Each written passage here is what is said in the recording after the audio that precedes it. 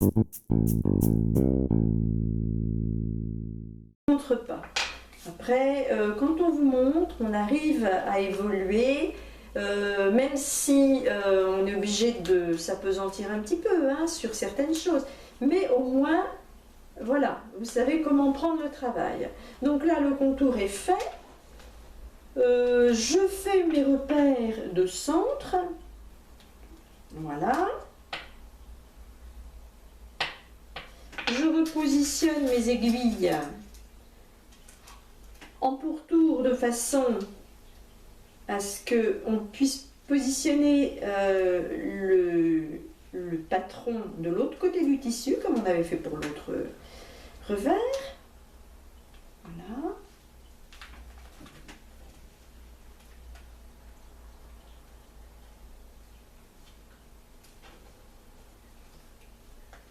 Ça vient tout doucement, mais sûrement.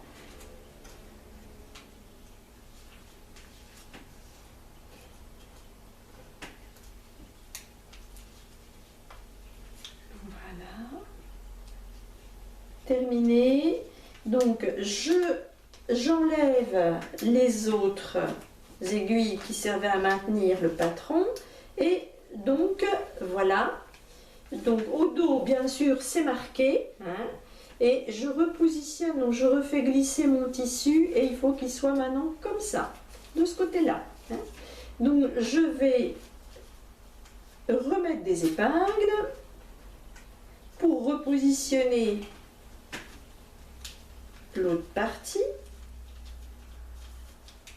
Ah, quand c'est double, c'est vrai que il faut faire attention, hein, que ça glisse pas, de bien maintenir.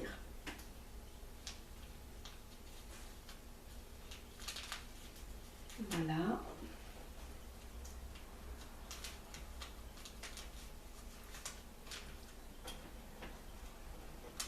Voilà.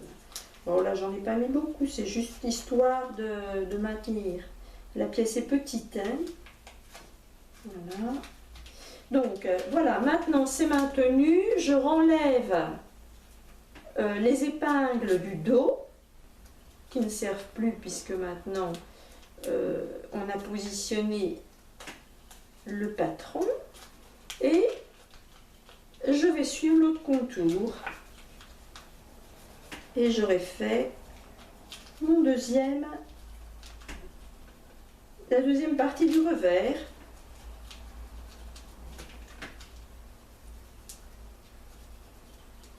Je vous avouerai franchement que la découpe est importante, mais c'est pas vraiment ma passion, mais il faut en passer par là. C'est la première étape de la pratique. Voilà. Donc j'ai fait mon contour, j'enlève mes épingles et j'aurai besoin de ces patrons là uniquement pour l'autre manchette. Donc nous avons, voilà, hein, nous avons tracé la deuxième partie du revers. Donc les revers vont se positionner, donc je vais marquer, comme j'ai fait pour l'autre, le centre. Hein, je vais continuer. Voilà.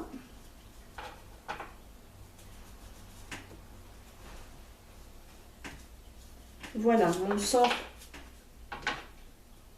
mon centre est marqué. Donc, quand on mettra, on va entoiler ces deux parties. Je vais vous montrer. Hein.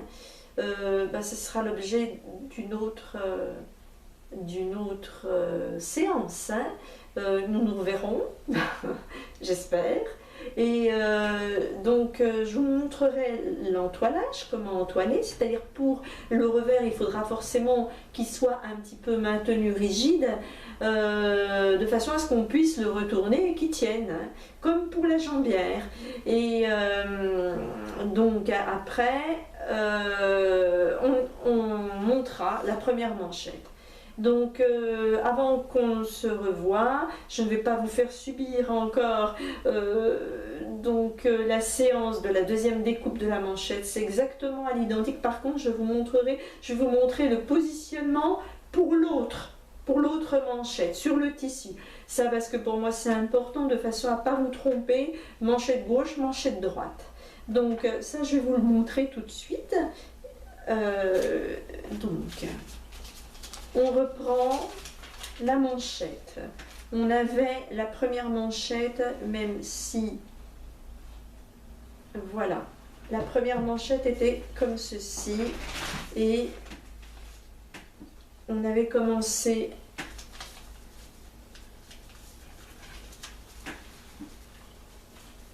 voilà. Donc ça, c'est la première manchette. Donc ce que je vais faire la même chose, mais en marquant de l'autre côté, c'est-à-dire là, je le mettrai,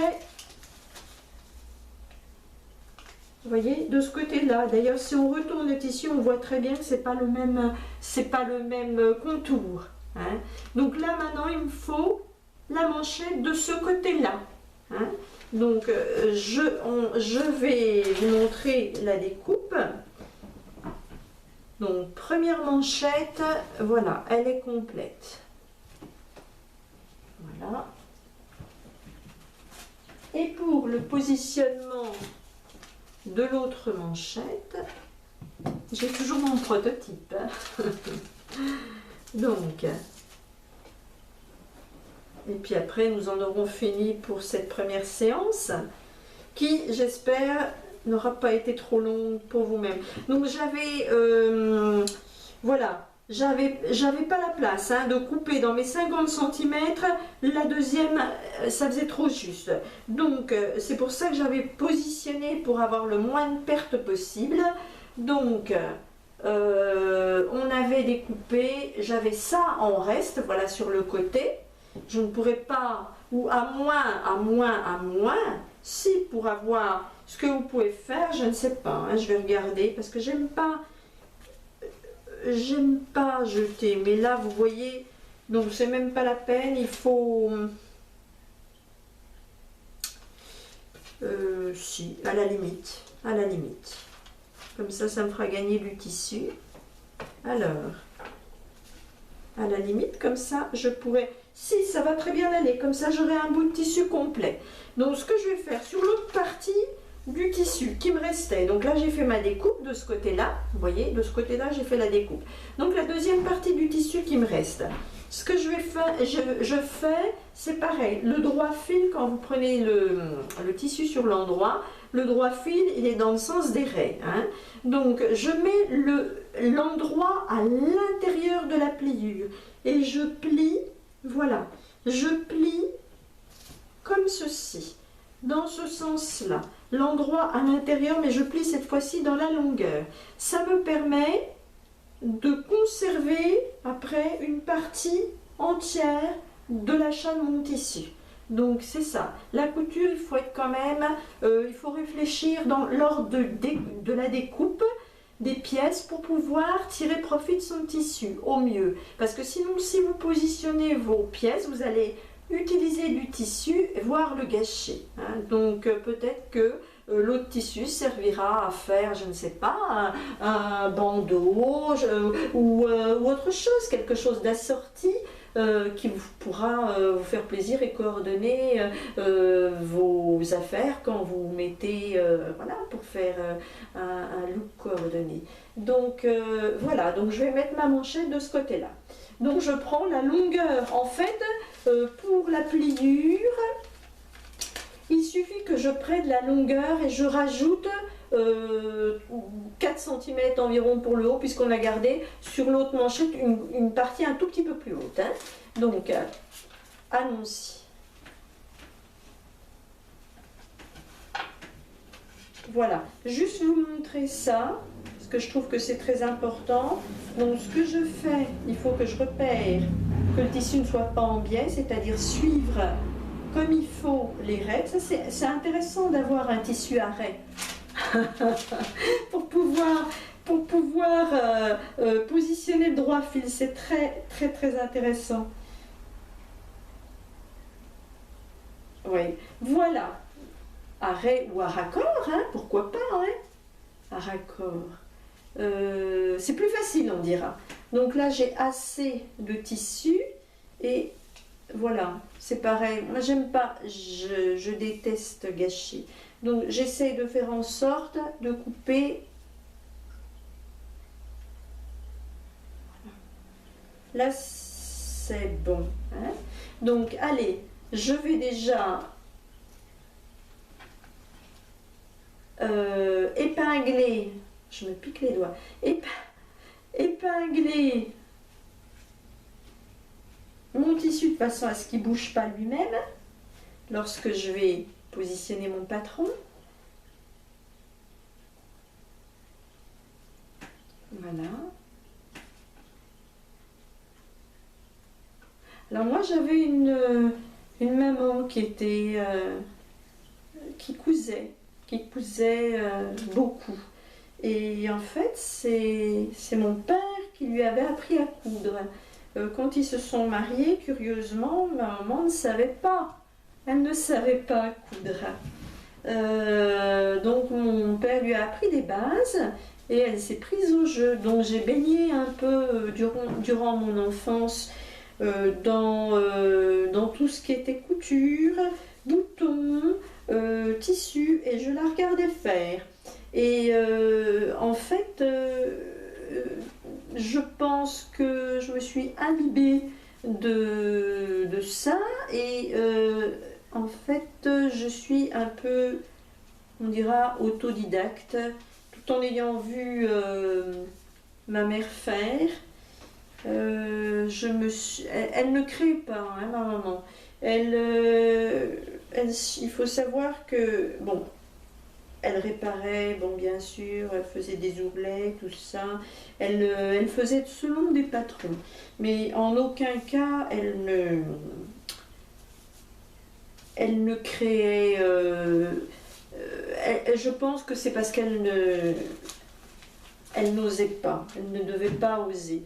Elle ne devait pas se sentir assez sûre pour pouvoir se lancer dans la création. Elle aurait pu pourtant, mais bon, c'est une autre histoire. C'est une autre histoire. Donc tout ça pour vous dire que de longue date, j'ai vu des boutons, et ça m'a toujours paru être des bijoux. J'ai gardé un contact étroit avec les tissus, avec les couleurs, et pour moi c'est très important d'avoir ce type de contact quand je vais chercher mes tissus, parce que je préfère aller les chercher plutôt que de les commander. Quand je vais les chercher, je suis toujours heureuse, même ne serait-ce que de voir des tissus, cela me ravit. Ça peut paraître surprenant, mais j'adore traîner dans les magasins de tissus et voir les nouveautés, les couleurs, les aspects, les soieries, les tissus brodés, les dentelles, les velours qui sont extrêmement... Alors, donc voilà, j'ai donc épinglé complètement ma nouvelle pièce. Pour la deuxième manchette, hein, on en est à la manchette, à l'autre manchette. Donc là, et il suffit donc de continuer, je vais la découper devant vous et je tracerai après tranquillement pour ne pas trop encombrer le tournage, parce que c'est vrai que c'est un peu long. Je ne veux pas non plus vous fatiguer avec ces choses-là. L'intérêt, c'est que vous compreniez pour pouvoir reproduire, et pourquoi pas, bon, je veux dire, si vous ne voulez pas reproduire, vous savez que si mes articles vous intéressent, peut-être vous irez sur mes boutiques, je ne sais pas, mais l'intérêt, c'est déjà de vous montrer comment je crée.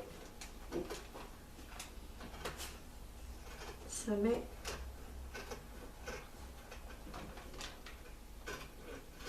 un peu. temps. Voilà.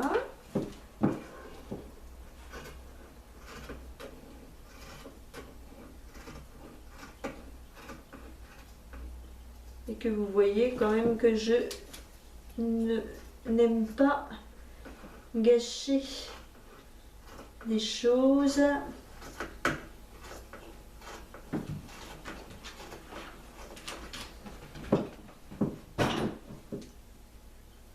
Bon, ça me gêne, je vais l'enlever.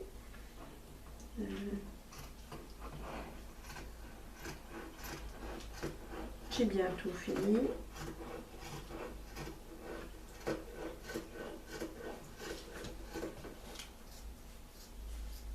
Pour l'instant, je suis assez contente. L'avancée se fait bien.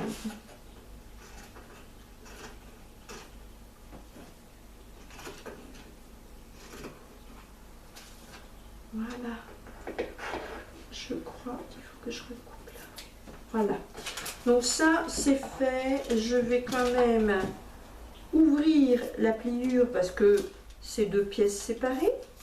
Voilà. Voilà, nous avons un recto verso. J'aurais pu qu'à tracer, reproduire derrière comme j'ai fait pour l'autre. Et je vais finir donc ça par contre pour le revers, nos soussailles. Hein, nos soussailles, c'est-à-dire que comme ci ou comme ça, c'est pareil. Hein, on en recoupe deux à l'identique de tout à l'heure. Donc voilà, nous avons fait le tour de la découpe des pièces et la prochaine fois, et j'espère que vous serez là, donc nous verrons l'entoilage du revers et comment monter les pièces l'une sur l'autre. On surfilera en même temps et je vous dis à très bientôt. Bonne soirée, au revoir.